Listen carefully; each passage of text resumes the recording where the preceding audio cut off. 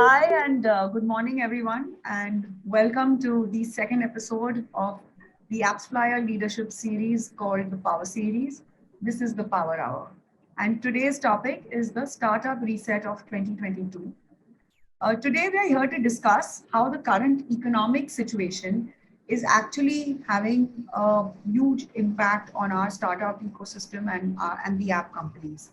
Uh, we will also touch upon what the investor trends are, and also in terms of what we as an ecosystem, can help, how we can help these startups to sort of weather the winter, which is the new terminology that everyone has been using to describe this situation.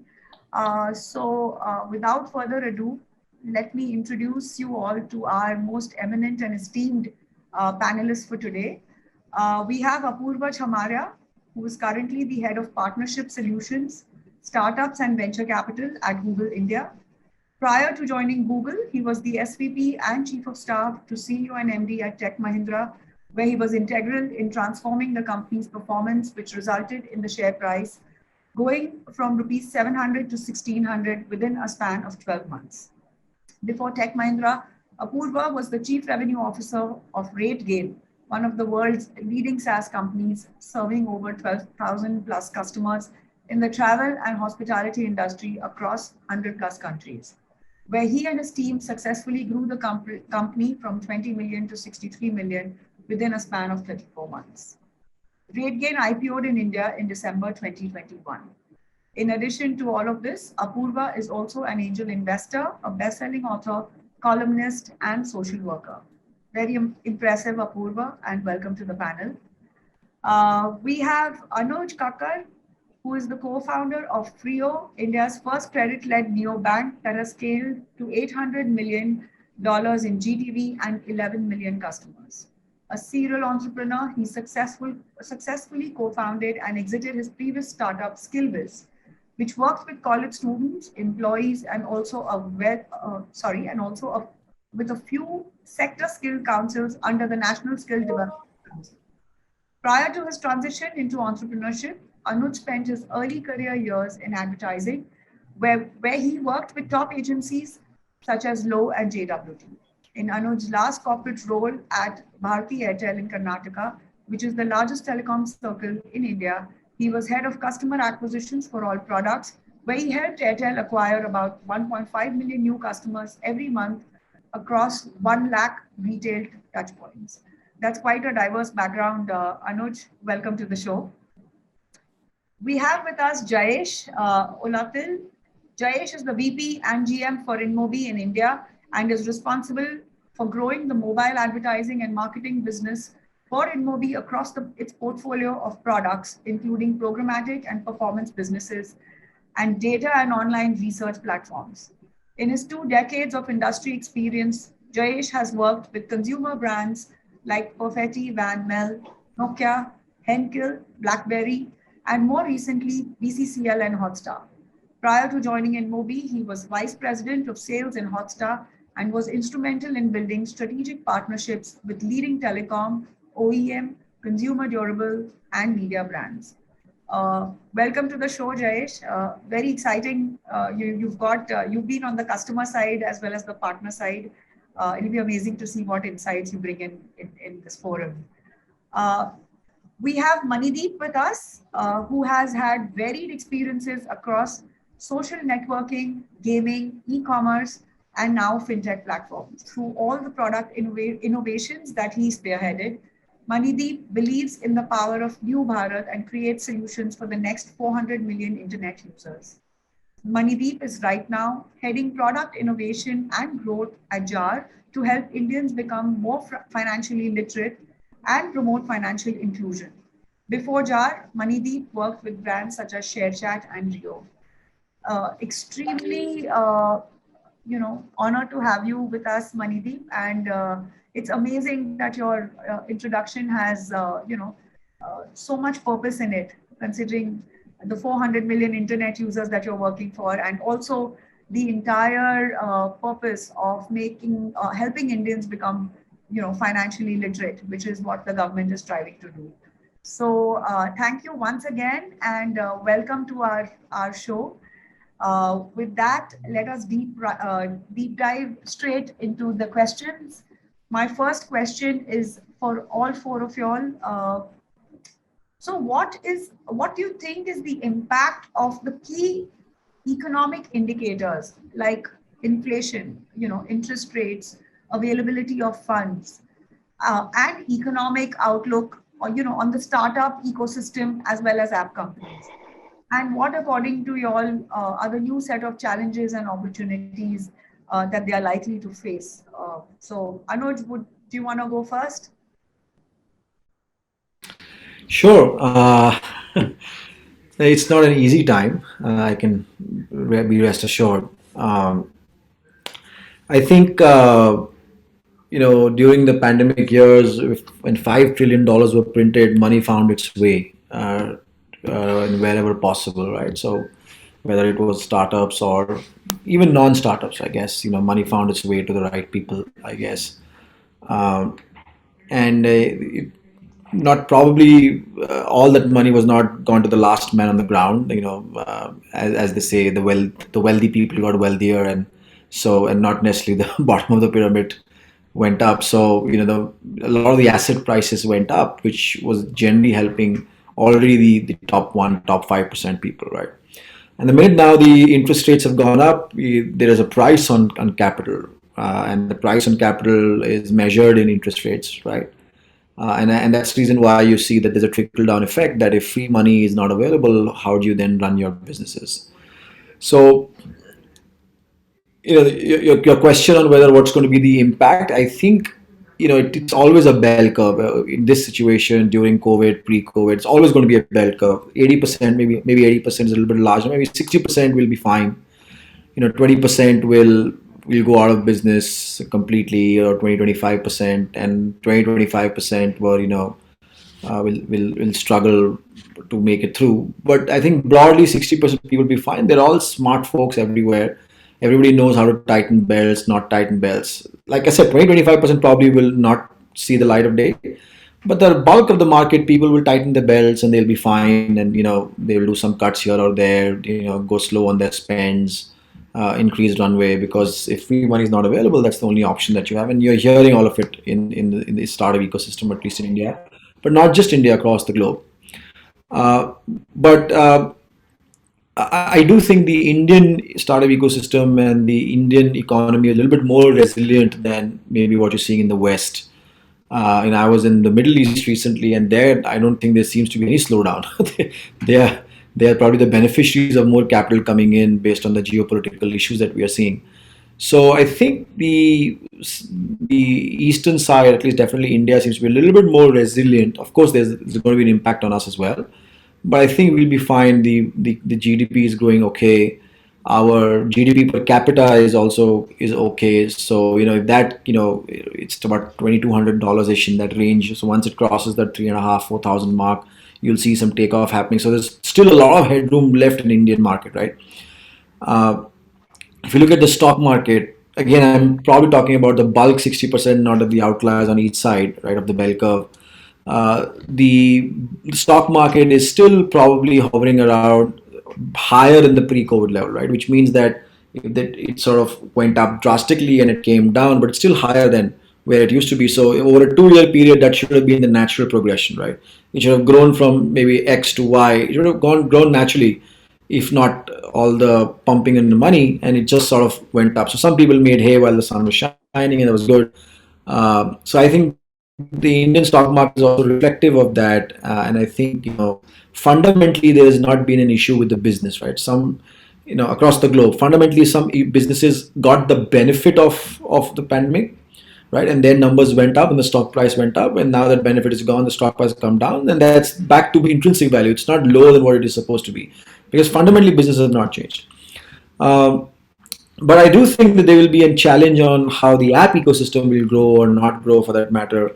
And again, depending on pockets, because that is something that people will be, that maybe the growth at all costs may or may not work out, and that is, I think, something that you will see that people will focus more on their existing base, figure out how do you get people to reduce their marketing spends, but still get the same number of customers.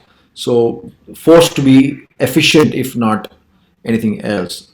We are seeing that across our businesses, that for every dollar spent, we are questioning what's the kind of number of customers, the ROI, the revenue that we can generate, and that I think will be what was always the case, honestly, with the good businesses. You get a little bit leeway here or there, but I think that might be some impact that we see across the board, where the spends might become a little bit efficient, not necessarily we cut it down, but just become a little bit more efficient. You ask more questions.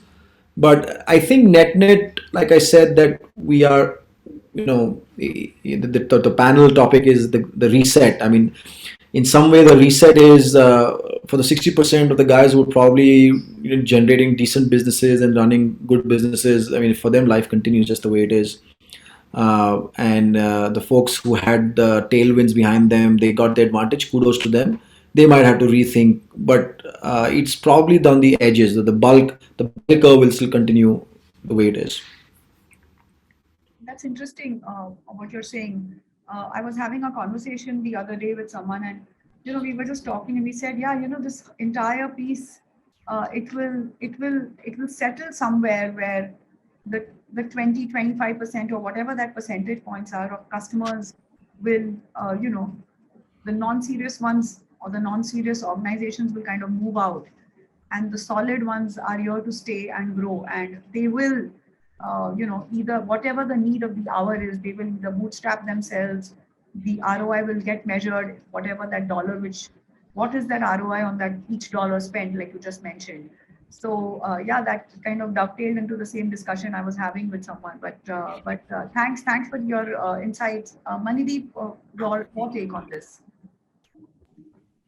So there are two narrations which we're seeing right now in the market. One is uh, it will be something like uh, a recession or some kind of a winter for longer periods. It will not be a V-shaped recovery like it happened in the during the pandemic time.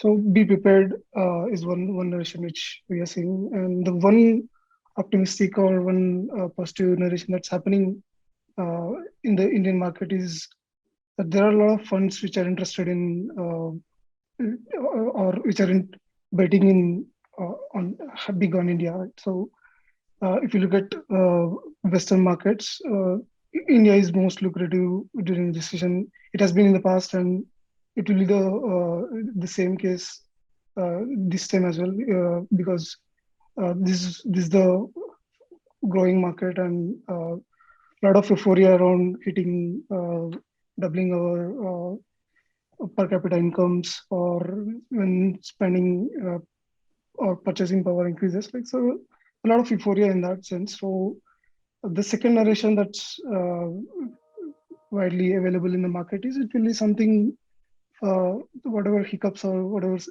situation we are seeing, it will be a temporary thing, maybe 6 months or 9 months or 1 year max.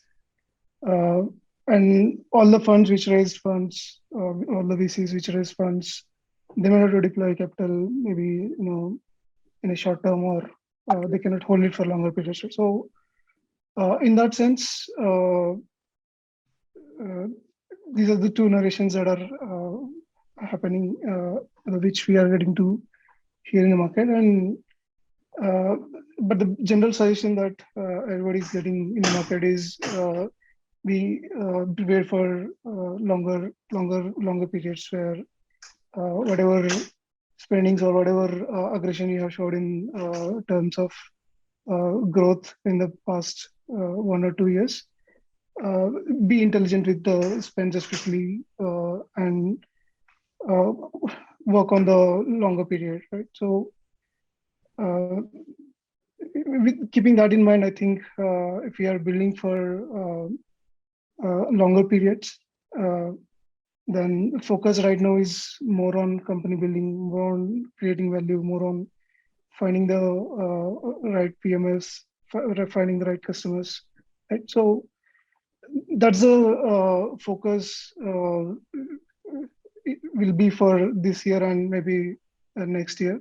Uh, the case earlier, at least in the last year, was more about growth, more about showing aggressiveness, showing that energy in the market, showing that enthusiasm. So uh, I believe this is an opportunity for building stronger companies, stronger value props, stronger products, which will sustain, which will create value for masses. Right? So uh, there will be hiccups with the capital. There will be a lot of consolidations happening, a lot of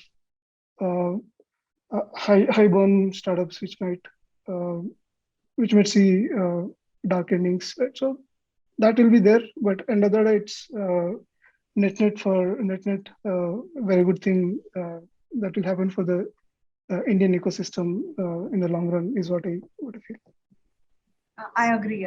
As much as the uncertainty is not known in terms of how long this will be, but or go for. But yes, I think your point to where we need to bring in, build strong organizations and strong value props for the masses. I think that's a very critical piece, and at the same time be very prudent in terms of how we want to kind of spend the dollar there or spend the money accordingly. Thanks, Manideep. Thanks so much. Jayesh, what's your take on this? Thanks, Ritu. Yeah, so I'll just borrow from what Anuj was saying. So the first thing is there's no free money, right? There's no free money anymore. Well, from quantitative easing to going back to the interest rate increases and all that, what we have seen is money flowing elsewhere. As in, it's not that money is not available. People have just the euphoria around the feeding frenzy that we had on the startup ecosystem. That is kind of a little bit stabilized, is how I look at it. Having said that, each of the global economy is not you cannot see, like Anuj was mentioning about Middle East not having seen any effect at all. Europe might see a higher effect, and India most likely is not going to see because of the strong, the growth curve that we are on. That's the first thing that we need to keep in mind. Having said that, so it is not just this overall situation that is there. There is also the sub industries within the startup ecosystem, which are having its own challenges as well. So I'm sure Anuj has his own challenges with regards to the regulatory issues that might come up, or for that matter, the edu tech industry, which is going through another set of issues, or a health tech. So each one is struggling with its own challenges that needs to be sorted. So that is one there. Coming back, when you look at it, it's not like I mentioned earlier. It's not that the money is not available. It is just that it is no more. It is not free for all. So it is no. It is not that a JSJ Ulatal can tomorrow go and just with a Me Too proposition go and raise monies within 2 days of having a term sheet. That's not possible now. That's the difference. And secondly, obviously, there are challenges. Like for example, there has been a huge rise in salaries that you would have seen in the last 1.5 years, and it's not sustainable increases. I'm seeing people with 60, 70% salary jumps, which are going, which is happening, and that's not sustainable. So that is the second challenge that is facing the industry currently. Now, the way I look at it, there will have to be some sort of stringent view on how a startup. Then when you look at startups itself, there are two types, right? One which is just about starting off, the other one which has been there for a while, who has seen two or three customer cycles or consumer cycles.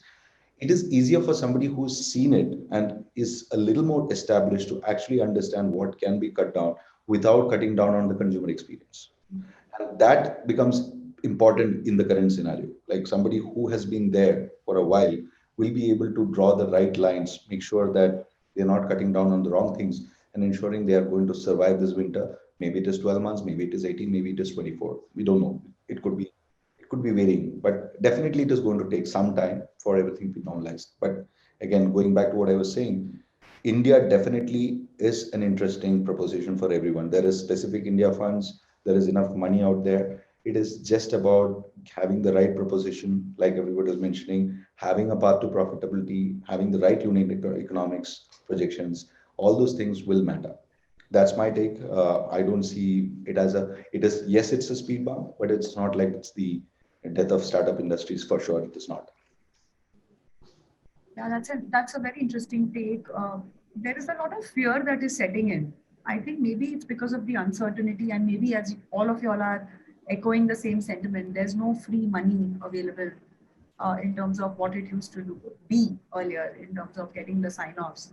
And I think with that, Apurva will give us the insights in terms of coming from the whole VC piece, etc., in terms of his take on this question, and it'll be interesting to see what you have to say, Apurva. So I'll break the question into three parts, Ritu. The first part is what is the situation in the market, purely from a data, number of deals, funding volume. Then why are we in the situation where we are? And then lastly, what's my take on it and what are we hearing other investors and VCs say?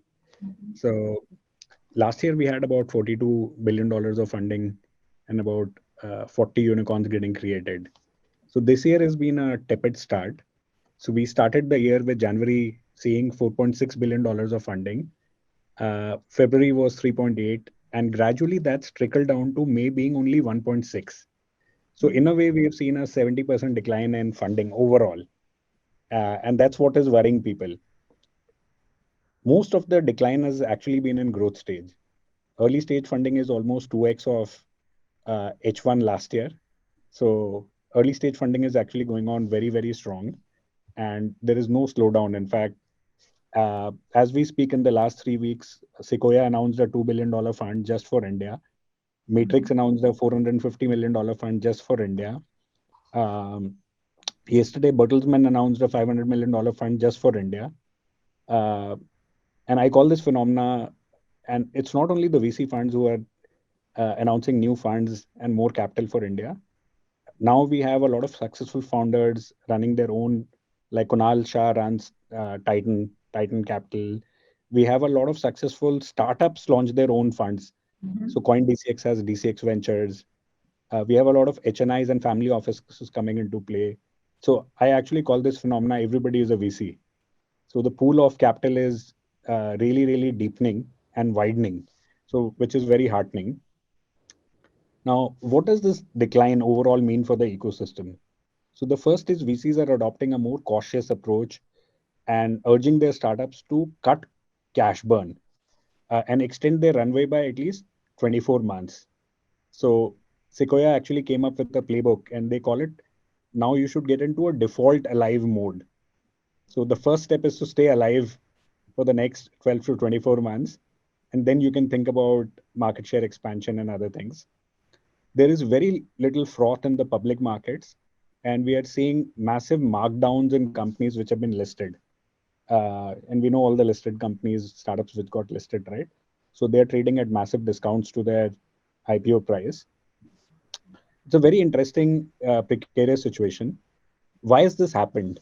So this has happened because of geopolitical uncertainties. So Russian-Ukrainian conflict is one of those.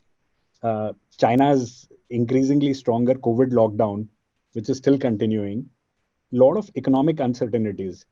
So decline in startup funding, stocks getting hammered globally, particularly in India, corporate governance issues. So we've seen a bunch of startups get into news in the wrong fashion for challenging corporate governance norms. And I think there is a learning for all VCs and startups there, leading to layoffs. So there is this whole narrative getting formed about funding winters. And most people are not getting into the depths of when we say funding winters, what sector is it for? Is it for growth versus early? And that narrative is allowing a lot of investors to uh, really. So last year was a founders market where founders were driving valuation discussions, term sheets. Today is the investors market, and investors are using this narrative to strike bargains with very good founders, and that's an interesting phenomenon. Now, what is our reading on it, and where do we think it's going? So my reading is there is a lot of dry powder still available. So by our own internal estimates, there is about 22 billion dollars of dry powder still in India. So a lot of money still waiting to be invested, which is not come in. Slowdown is largely because of public markets, interest rates going up. The enthusiasm for India as a startup economy is very strong. Um, We are still seeing a lot of deals in early stage. Funding continues to be robust. Late stage deals are now being done at lower valuations, at times even down rounds, and they're taking longer to close. But it doesn't mean late stage deals are not happening. Very, very cautiously optimistic about the India opportunity. What every investor is saying is let's focus on quality deals and moderated valuations. Let's try to get new pools of capital in. And finally, let's work with founders who have a lot of resilience. We all say, right, tough times don't last, tough people do. So, thank you. Yeah, so Apurva, these are some great insights in terms of your take in terms of all the data that points that you put in.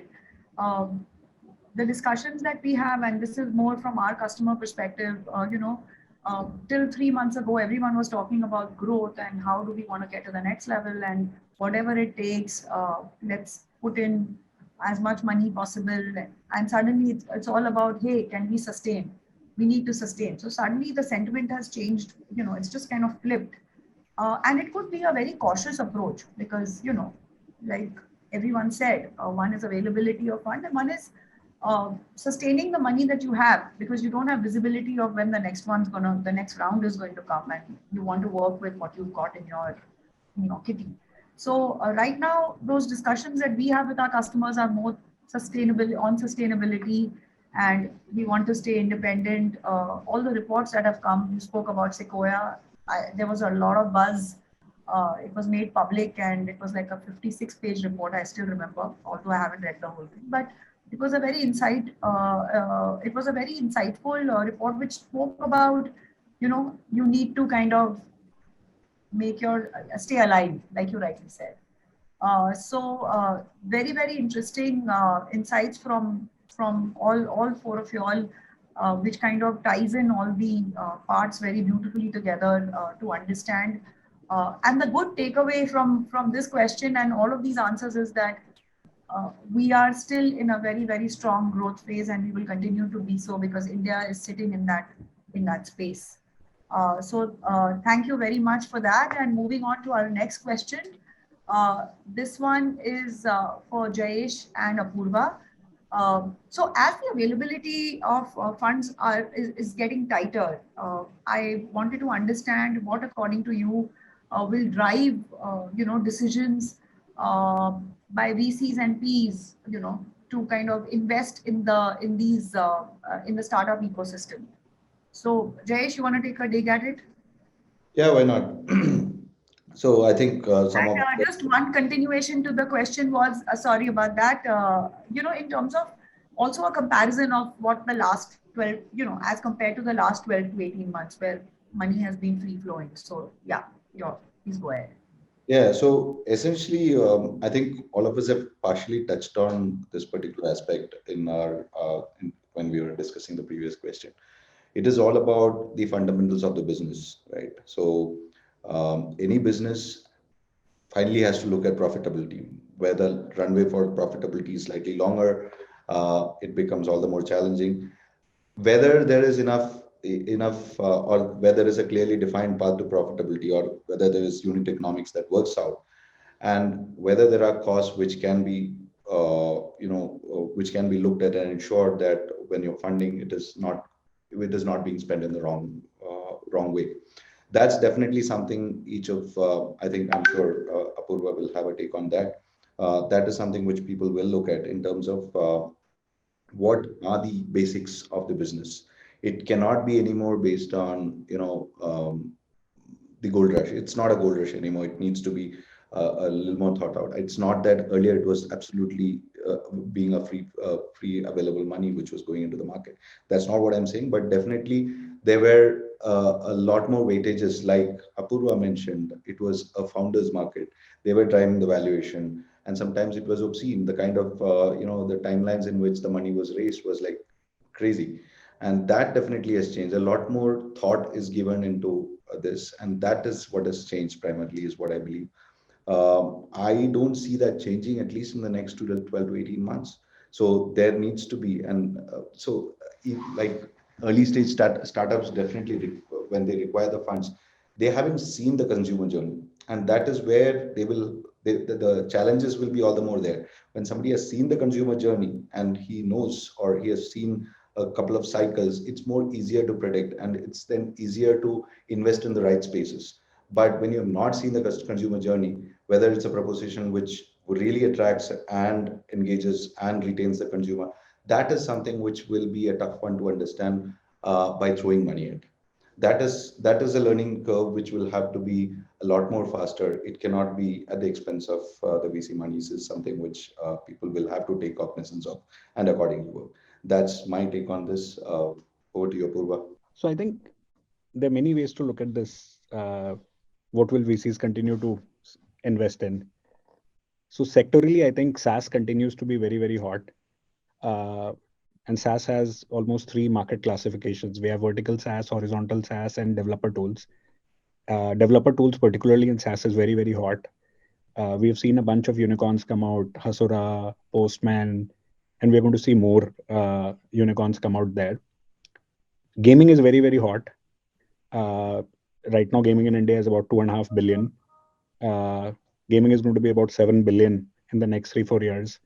Uh, every year, the gaming community in India is adding 40% growth in new paying users. They call it NPUs, new paying users. 40% growth in, because when we speak about gaming in India, everybody talks about lack of monetization. But India is the fastest growing new paying users market in the world. So gaming is getting monetized in India. EdTech, a lot of people were very, very soft on. And the whole narrative was we've seen 8 unicorns come out of India, and EdTech market is done. And I think at times we are very early to predict doomsday. We had the ninth one, physics wala, come out.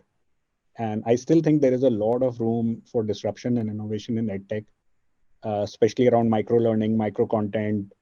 So these are 3-4 sectors.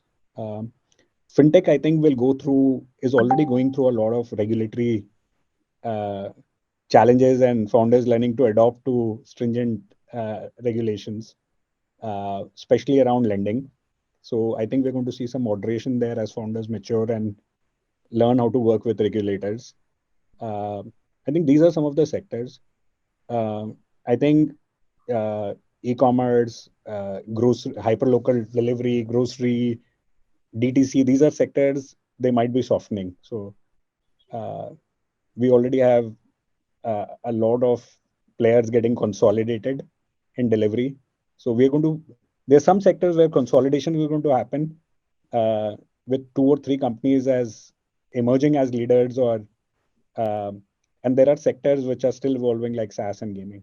Interesting that you talk about gaming, considering that again, that's also caught up in the whole government regulation piece in terms of, I'm talking about the gaming in terms of paid users, etc. And so even that's kind of gotten caught into the whole government regulation piece.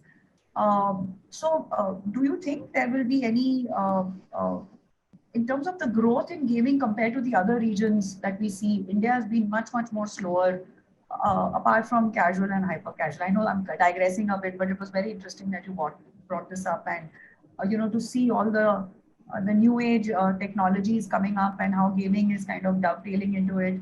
Do you see the growth curve for India being a strong one in this year? And Very, very strong. India awesome. now has sectoral VCs like Krafton, Lumikai. And the reason why India is, personally for me, going to be very, very strong on gaming is India is a land of narratives and stories. Yeah. There are countries which don't even have 100 years of history, and they have amazing games which are exported all around the world. India is full of stories. We are so deep culturally. Yes. More than 3.8 million gods. So we have a lot of content which will appeal globally. In fact, some games in India like Ludo King and Pachisi are now, Pachisi is being played in LATAM a lot. Ludo King is a global export. So we're going to see a lot of games come out of India. The challenge which India traditionally had is gaming was seen as frivolous. So the developers never went into, when you said I'm into gaming, parents thought you're pretty much not good academically and you're wasting your time.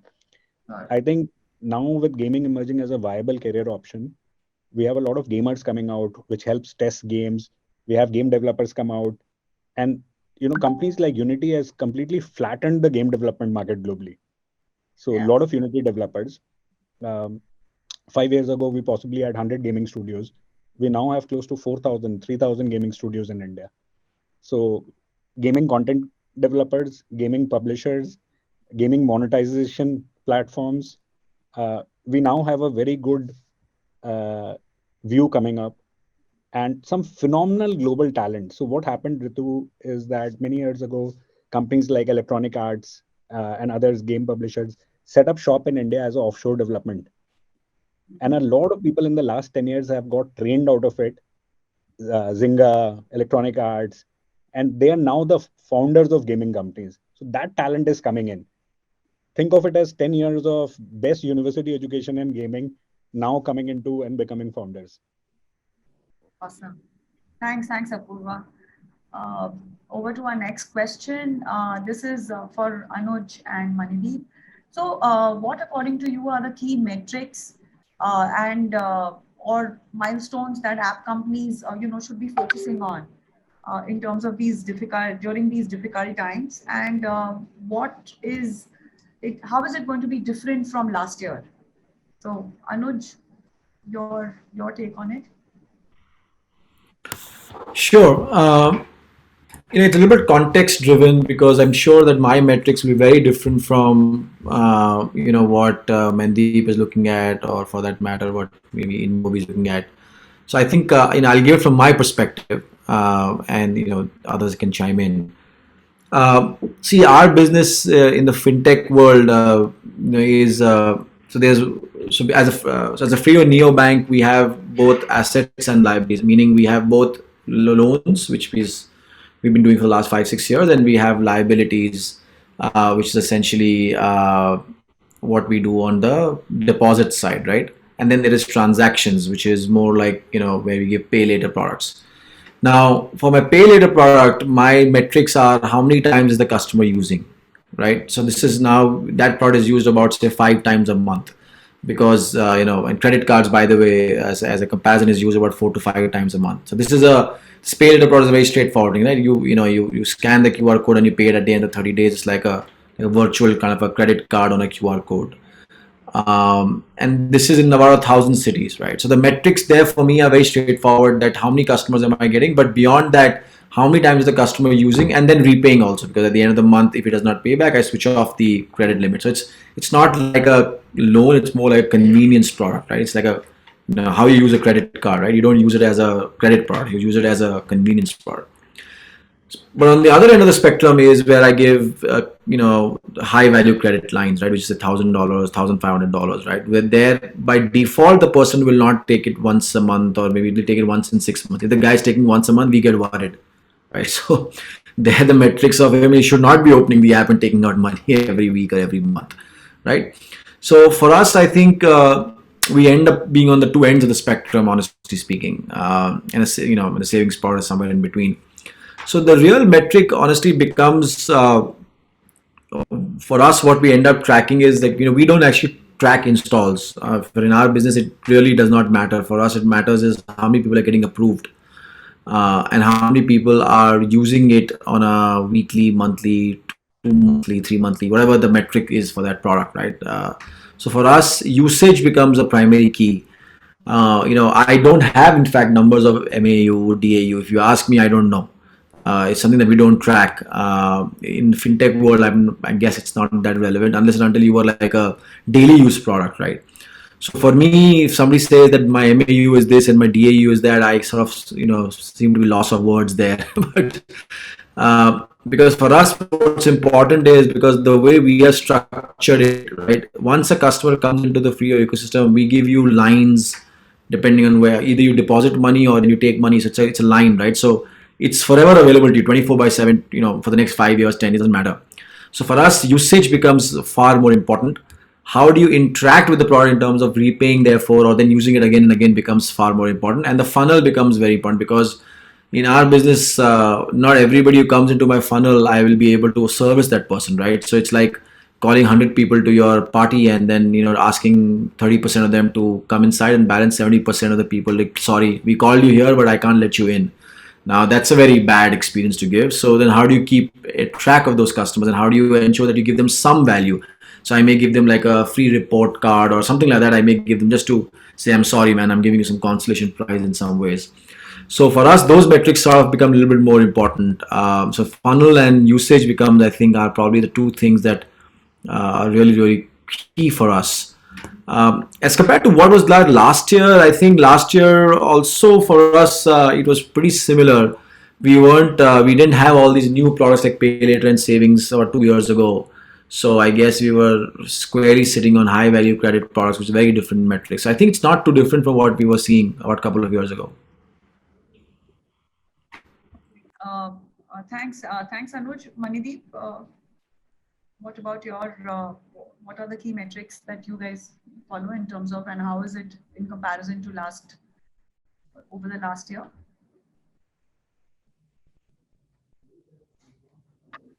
Yeah, so it depends on the stage of the product. Basically, like if you have a product line which is very new to the market, you haven't figured out the product market fit or what the core value prop is, then you might be uh, focusing more on how to attract the customers who might be interested in the value prop. Right? So you might be playing more around the initial 3 4 things or 5 10 things the user does in the app or a website or whatever product you have. So for those kind of product lines, it will be mostly on the user acquisition and the activation part, I would say, right? But if you have a matured product line which has seen some kind of a product market fit and you have seen some cohort of users who are finding value in the product and retaining for longer periods, then the metrics uh, changes on the other side of activation, right? So after activating, how will you retain them? What are the unit economics or what are the ways in which you can monetize these people, right? So it depends on what kind of product lens you have. So when if I have to answer in terms of jar, so what jar has started with was a was a we wanted to fill in the gap of there are around 350 400 million UPI transacting users in India, right? So but when it comes to traditional investors in stock market or mutual funds or any other instruments, it's hardly 30 40 million, right? So there is a huge gap of 90% of Indians that are not being catered by the mainstream financial platforms, right? So that's the gap we wanted to fill in with jar, and so we have a huge market to capture and a huge opportunity for us to uh, address in terms of uh, taking care of their financial well-being. That, Thanks, Manideep. Thank you. I have, in the interest of time, and I understand everyone's this, but I have one or two important questions which I want to get a viewpoint on. Anuj, I really wanted to get your take on, in the next 24 months, what do you feel in terms of startups? Should they be growing in India, or they should be expanding globally, to take advantage of the upturn of growth? What are your views on it? Because this is something which Freo has done very well, and I really thought that it'll be very useful and insightful to understand from you what is your take. Yeah, it's unfortunately it's not a one size fits all kind of an answer. For a consumer company, it's the answer is a little bit difficult because as a consumer company, I like to be my brand out there rather than being just partnering with somebody else. So in the fintech world, for example, I need to get a work with a bank or a licensed entity. And suppose I go to Middle East or Southeast Asia, right? So then I cannot be overshadowed by them. It has to be like a joint, Freo is going with somebody else, right? So those are the ways that at least we think about our brand, right? So we don't want to necessarily give like a white label solution and then just be back end service providers to a bank there, right? So those are decisions for a consumer company. For a SaaS company, the decision making might be a little bit different because most SaaS companies end up selling a lot of their businesses outside India, right? InMobi is one of the biggest players to have one of the first few people to have gone outside India many years ago and successfully so. And now every SaaS company, the ARPUs seem to be more in the in the American and the Chinese market than in the Indian market, right? But uh, so uh, so the decision I think is literally it depends on whether you should do or whether you should not do. For a B2B company, SaaS company, maybe it makes more sense now to maybe give effective solutions as people are looking to reduce their costs. So if you are able to provide a lower cost solution than an existing player in the US for that matter or Europe, then you might be better off. For a B2C company, the Indian market is so deep and so good that if your business model allows you, there's no reason for you to look outside. But I would change my mind, in case in the market turns, right? So in a little bit of a down cycle, it's best to focus on core and grow that. But assuming in 6 months to 12 months time when the market turns, I would be aggressively looking at outside opportunities. In fact, I am already talking in some countries outside, but that's only because I'm able to get inbounds of people who can partner with me. Because in my business, it's very different. Maybe Jar's case, it might be very different, or ShareChat's case might be very different, or Zomato's case might be very different. Because there you not have to partner with anything. You don't need a license or you don't need regulation. So I think that's a little bit of a framework to think about, which is the how is the regulation required, what is the ARPU required, what market cycle, and is the market large enough. So if you are in a say in the cabs company for argument's sake, or you're doing cab rental, then maybe our market is saturated already in India. That might be different. But in our market, if the market is not saturated, then it's better to focus here rather than elsewhere. I think you have to create your own little bit framework and put customer segment, ARPUs, time to market, partners, licensing, those kind of things, and then decide. It's unfortunately never a one size fits all kind of answer. Yeah, I know, I agree. But just, I think that question was important because you created a successful, kind of model with it. And there are a lot of aspiring, fintech organizations which are moving towards neo banking, etc. And I think this question was relevant from an audience Yeah, perspective in terms of what your journey has been and what are the key learnings. yeah. So, Yeah, yeah. actually, in India, the neo-banking story has been a little bit behind the curve, right? Actually, Europe was the one to take the leap on that, and Southeast Asia and other countries. So actually, India is catching up on the neo-banking story. So in this case, we are not, the front runners. Most other cases, we are typically the front runners.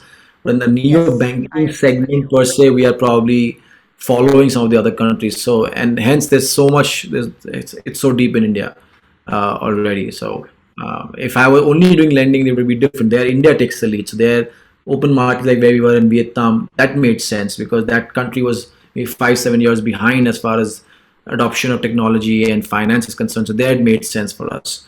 But in the Middle East, for example, your lending does not work as such because it's a lot of floating population. So there you have to do a payments-led approach. So I think in the framework you have to also think about that what your segment is. And neo banking especially is probably more kicking off here in India than anywhere else because other people have already seen it.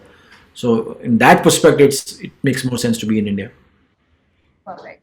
Thanks very much, Anuj. And that comes, we come to the our last question, Jayesh. Uh, so after the rain, the sun must shine.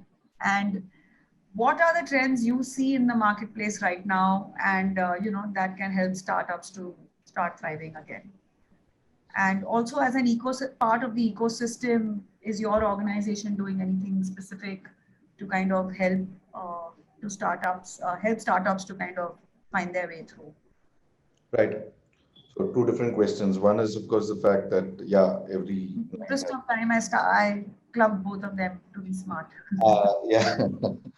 So essentially, so let me attack the first question, or let me take a dig at the first question, second question, which is basically, as an ecosystem player, what can you and me do? And see, like Anuj was mentioning, he was mentioning specifically about the sector that he is in, which is new banking or lending, new age finance sector, fintech as you call it. The requirements over there is slightly different from what you have in gaming. What is the customer profile? What is the action required from the customer is different. So ideally, as a startup, as a ecosystem partner, the best things that we can do is to identify the ideal consumer profile.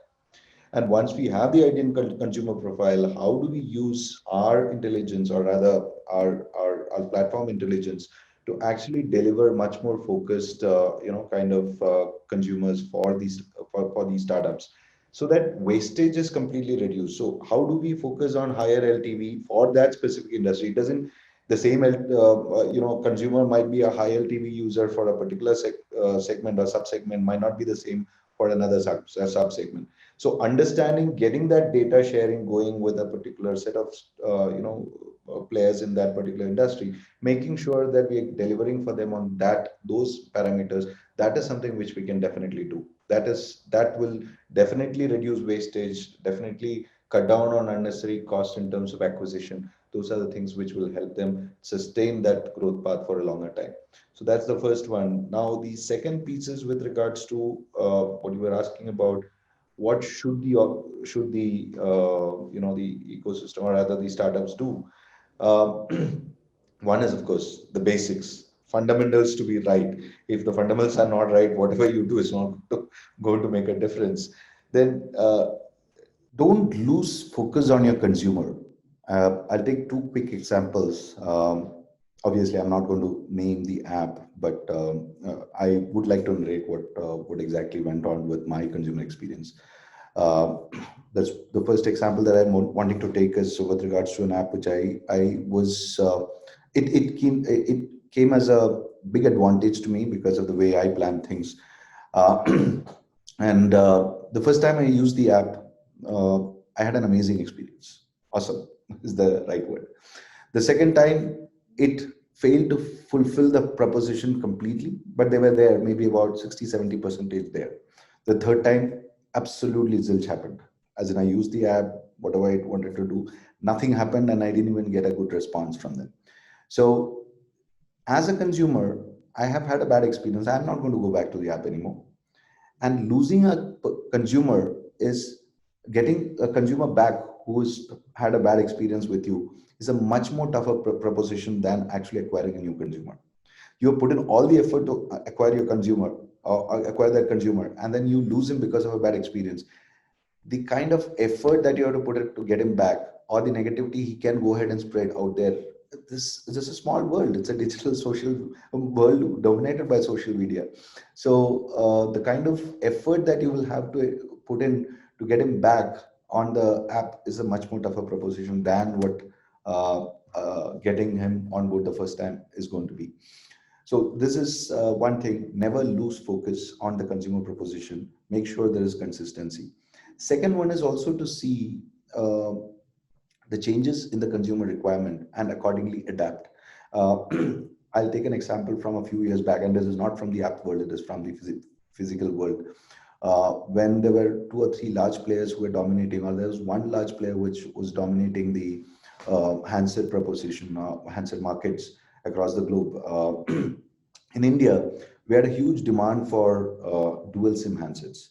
And the leader in the market never believed that was a true proposition, because the the product teams which used to be sitting out of, say, Europe, never saw the requirement, because theirs was a completely postpaid market and India was a prepaid market. In a prepaid market, switching between operators or switching between SIMs was something people started doing very frequently to suit their requirement for that matter, and depending on the kind of offers that a particular operator was giving.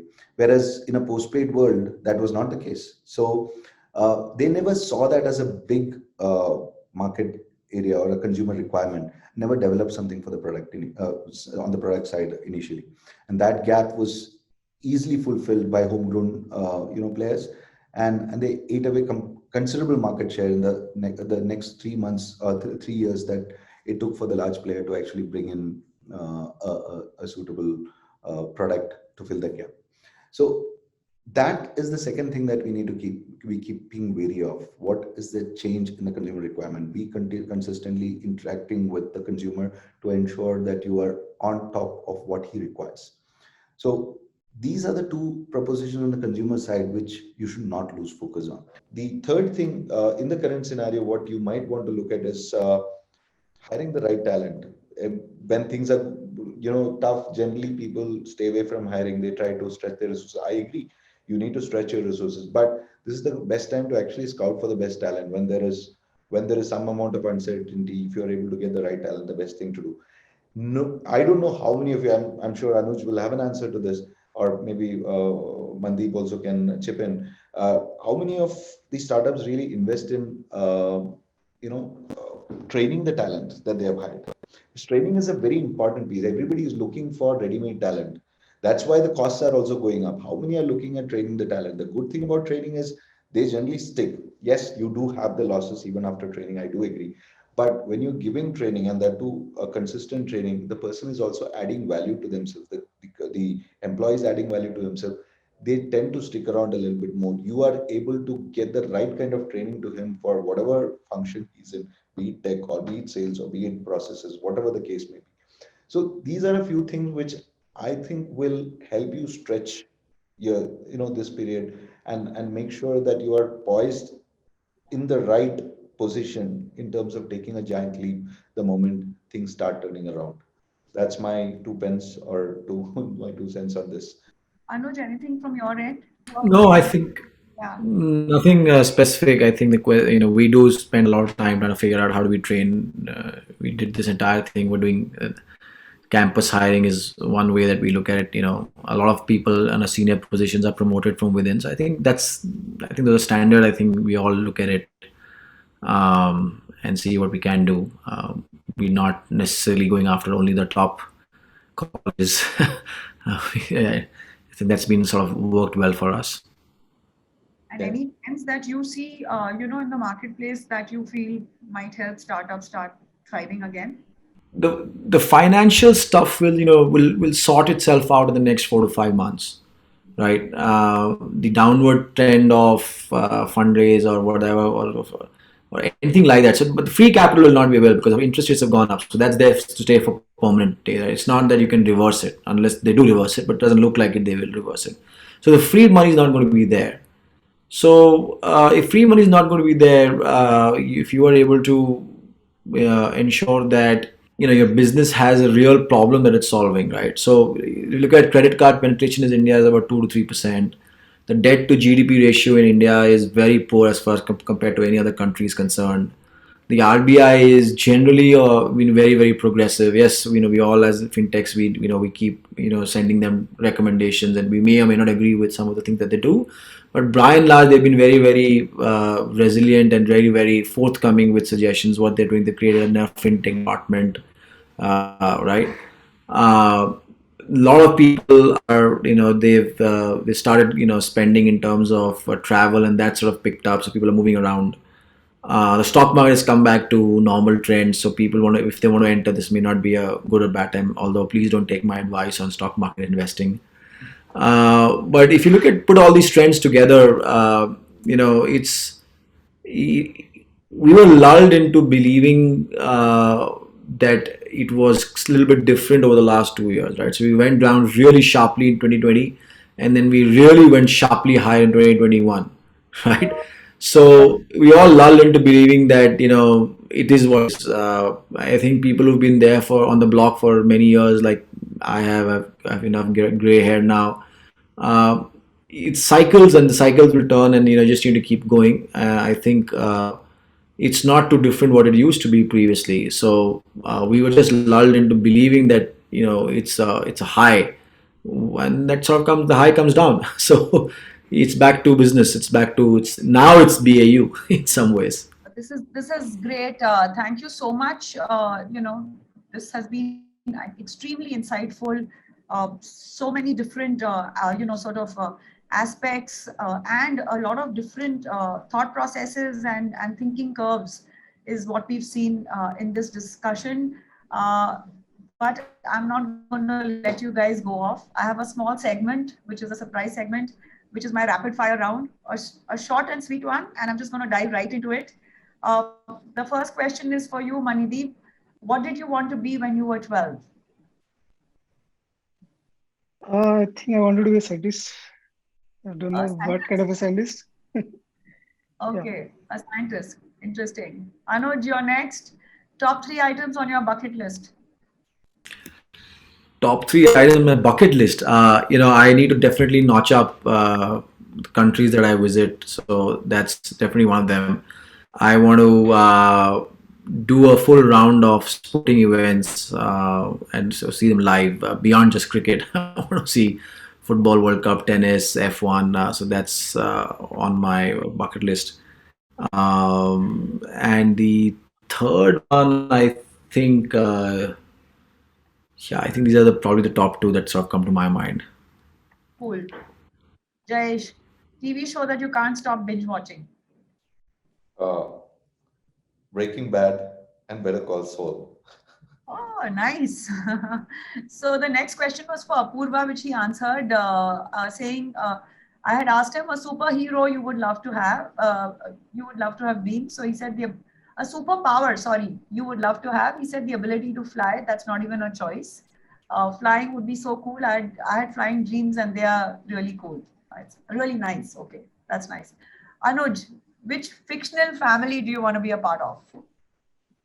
Fictional family, I don't have a choice. My kids have made it clear that I'm part of Avengers. I have a character as well. All my kids have some characters. Everybody in the house who comes and goes has a character. Who are So your I don't have an option there. I am Iron Man. Ah, I am nice. Iron Man. Jayesh, next one's for you. What is that one appliance in the kitchen, okay, that you can't live without? A lemon squeezer, the one which you get, the How convenient, isn't it? Manideep, which is your favorite movie quote? With great power comes great responsibility. Okay, cool. Nice. It's been a And the last question is for all three of y'all because Apurva went missing. And which is, let's go with you, Anuj, first. What's worse, doing laundry or dishes? Dishes any day. And what's best, money or free time? Oh man, I think money with free time is the best, honestly speaking. Jayesh, you're on next. Laundry or dishes? which one is it? Which one is better? Yeah, what's worse? Dishes any day. Yeah, And actually, yeah, it's yeah, no, you want to say something?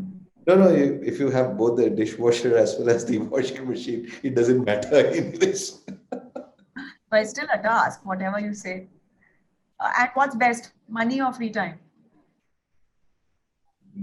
Free time.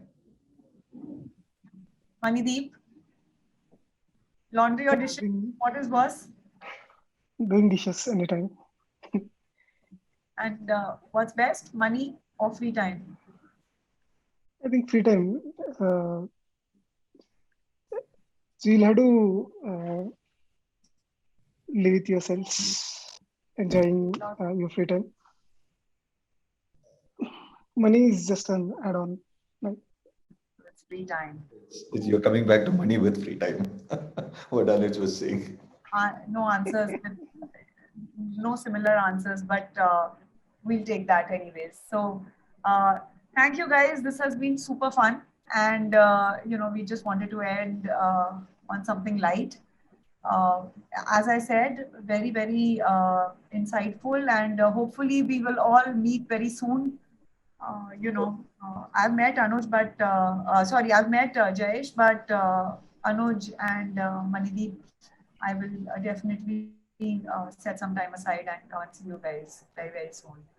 Thank you once again for your time and stay safe. All the very best and see you guys soon. Thank you. Thank you so much for having thanks, us.